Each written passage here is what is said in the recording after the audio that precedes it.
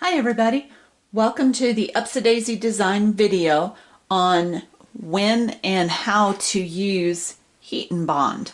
You might have seen it abbreviated as HNB, but it is Heat and Bond, which is an iron-on adhesive. We've got a couple of different examples of Heat and Bond here. One is the Heat and Bond Light that a lot of people use when they're sewing, and it comes in a purple packet. This is not the one we want to purchase, so stay away from purple. What we want to look for is the Heat and Bond in a red package, and it will say Ultra Hold on it. You can buy it in a variety of different sizes. This package is a 1 yard package. You can also purchase it in a roll, which I don't have it as an example. And you can also buy it by the yard. When you buy it by the yard, make sure it does say Heat and Bond Ultra Hold on the bottom of it. And then you can also purchase it in a thin ribbon. This is great if you're using it for small items like earrings and things like that. So what is Heat and Bond? Well, I mentioned that it is an adhesive, an iron-on adhesive, but when you look at it, you see that it's got kind of this webbing texture to it, a little bit shiny. This is activated when you put heat with it, and it becomes the adhesive. On the back side is a paper cover. This gets peeled away and tossed away. So, webbing, paper. Now on the packaging it states that this is great for fabric, denim, leather, suede, and then we use it in our jewelry and bow groups for a variety of different other materials. So let's talk about the reasons that you might use Heat and Bond. Let's get this out of the way. Okay, one of the reasons you might use it is to get a cleaner cut. Other might be to give your material some stability. Other people will use it as an adhesive, where others will use it to create a smooth texture. And then you have some that will use it for all four of these reasons at the same time. So let's take a look at them one by one. For a cut or ease of cutting a material, you can add the Heat and Bond to the back side of the material to give you a more smooth, fluid surface that the cutting blade will cut on.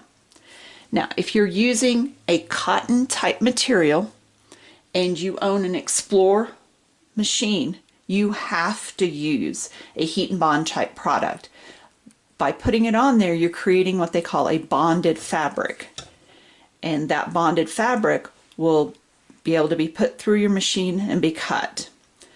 If you use cotton fabric on a maker, you do not have to bond the fabric. It is optional. You don't have to get it to cut. So that's talking about the ease of cutting. Now let's talk about stability.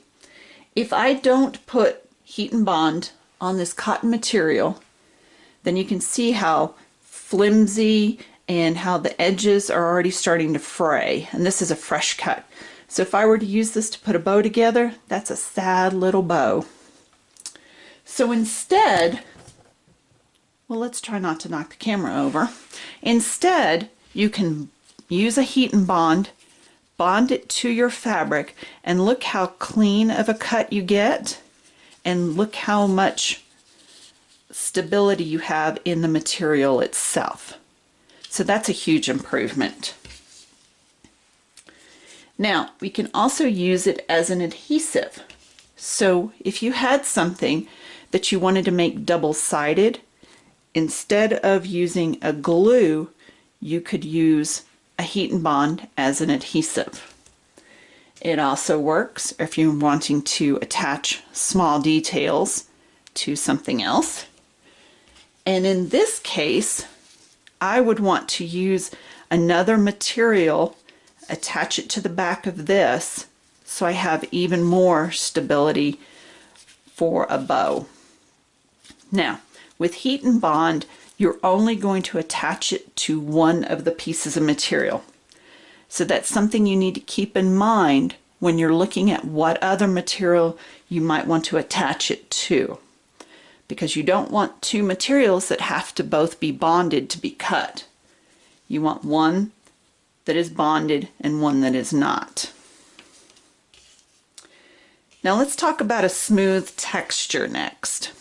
Some materials that you find have a texture that's not as smooth, or maybe it's not as desirable to you.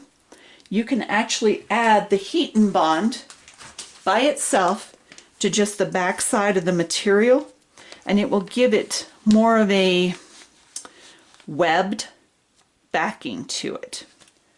Another option, what we're not going to go into detail about in this video, is you can use a heat transfer vinyl on the back of your materials. That will again give it a smooth texture, and you could use something that has a pattern. So something to consider there. Let's switch gears for just a minute and talk about how we are going to attach heat and bond to our fabric. I'm going to do this on the heat press and on a household iron so that you can see that you can use either one of these items. So let's look at the instructions that come with your heat and bond. First, it says pre-wash all materials without fabric softener. Forget that, ignore that, don't do that. Because we're using materials that are not going to be sewn onto clothes, because we're using materials that have different type of fabrics like faux leather and felt and things like that, we don't want to wash any of those. So number one, scratch it. Number two, says preheat your iron to medium heat, no steam. The no steam part, very important. Turn the steam off of your iron. Medium heat, now that's tricky because on my household iron I don't have a button that says medium heat, nor do I have one on my heat press. So I'm going to do this at 300 degrees on my heat press, and I'm going to make adjustments based on the different materials that I use. It may be an adjustment on time, it may be an adjustment on temperature. So we definitely don't want to burn our material. So it might be a little bit of trial and error until you get the right combination. Number three says press and hold the iron on the paper liner for 2 seconds. Not going to do that either. So you know what? We're just going to take these instructions away at this point, and we're going to look at what we've got. This is the material that we were looking at earlier. It's got a few wrinkles in it, so I'm actually just going to use my heat press and go ahead and hold it on there for about 10 seconds and take some of those wrinkles out. So there we go. Try not to make it beep on you. So that's a lot smoother. I can work with that. Next, we're going to take our heat and bond material. I cut my piece a little bit smaller than what my fabric size is. I went a little overboard here. It's a lot smaller, but I can still work with it. The reason being is I want to have an edge that I can grab a hold of and peel the paper off of. So we're going to place this with the textured side down, paper side up, and we're going to place it on the back side of my material. Just lay that on there. And then I'm going to go ahead and use my heat press. And I'm not going to clamp it down. Watch your fingers. I'm just going to hold it for about 10 seconds. I'm going to try to make it so that the little beeper doesn't go off here. So got about 9.5 seconds there. And you can see that that actually looks like a pretty good bond that we've got. We're not looking for the same type of bond as if you were using like a heat transfer material on a t-shirt. We're not looking for the fibers to show through. We're just looking to activate the adhesive. So this is a good bond for me. 10 seconds, 300 degrees, cotton material. So I'm going to set that aside and let that cool for a minute. Now I also have a piece of Hobby Lobby faux leather. This is a little more delicate than the cotton, so I'm going to make an adjustment on time, and I might make an adjustment on temperature depending on how this turns out. So again, heat and bond, a little bit smaller. Well, that's not cut square, but that's okay. I'm going to place that in there. I'm still at 300 degrees. I'm going to press it down for about 5 seconds. More like 4.5. Okay, looks like a good bond to me. I think 4.5 was the right number. I didn't burn it, and I've got a good seal. Next material I have is felt, just cheap felt. This doesn't have a front or back because there's no pattern on it. Again, woven side down, paper side up. This one I'm going to do for about 3 seconds. See how we did. Looks like a good bond to me. I don't see it pulling up on any of the edges. So I'm going to let that cool, and I'm going to go back to our first material. So it's cooled down now. I'm just going to grab a hold of the corner with where the paper is and gently peel the paper away from the material.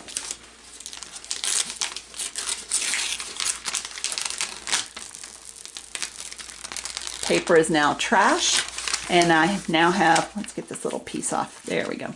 I now have some great bonded cotton fabric that I can use. See the shine on it?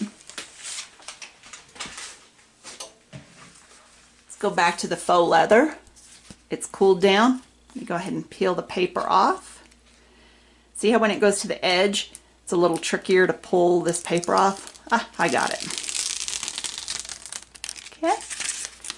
Nice bond, nice smooth surface, faux leather. And what about our felt?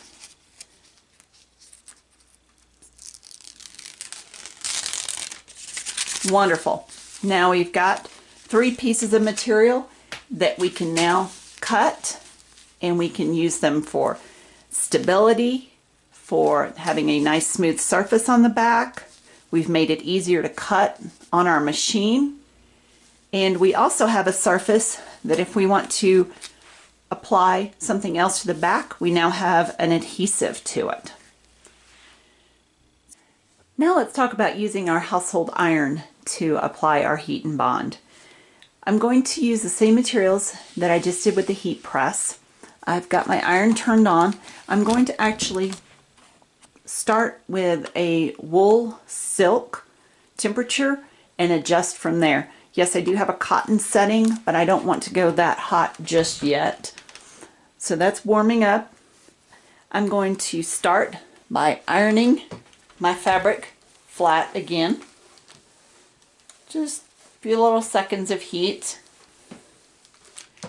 And then while that's still a touch warm, I'm going to take my heat and bond, slightly smaller than my square, texture side down, and I'm going to lay it right on top. Now, be careful with pressing this down because you don't want to shift the material. So you will usually start on one end and gently press down with my iron to kind of tack that end down, and then I will start to work on the rest of this. So I don't have a timer going on this, so we're just going to kind of guesstimate how long that I'm gently moving the iron around now that I've tacked it down on this end. And as you can see, it's starting to make a good bond all the way over the fabric. So that was probably 10 to 15 seconds, and that looks like I got a good contact with the material. I'm going to set that aside and we'll come back and check on that. Now I've got my Hobby Lobby faux leather. Again, this is a little bit more delicate material. We don't want to melt it or burn it. So I'm just going to gently press it down, go to the next spot, go to the next spot, and then get to the end. See how we did. That actually looks like I've got good contact there as well. So that was probably less than 5 seconds if you counted how many times I moved it across. All right, I'll try to do a better job of counting this time. And this time I've got felt woven side down to whatever would be the back side of the material. 1, 2, 3, 4, 5, 6. About 6 seconds. It probably was 4 to 5. And that looks like a good bond to me. Again, you're not trying to get the fibers to show through like you would if you were making a t-shirt. Just need the glue to activate. Let's go back to my first piece of material and see how we did here. Looks great. Looks like I got nice even coverage. And we'll just take this paper piece off, throw it away.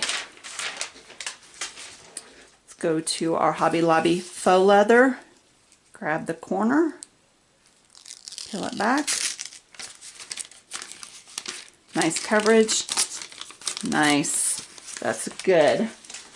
And I'm just dropping everything today. So let's look at the felt. Grab a corner, peel it away. Now when you're cutting on your machine or by hand, you might want to go in and square up your piece of fabric now that you've got your heat and bond on it, so that way when the machine cuts, it's not catching a corner that you didn't cover. So thank you for joining us today for our video on how to add heat and bond and why you would want to. There will be a second video that will show you how to cut the materials and how to bond 2 pieces of the material together. Thank you, everybody.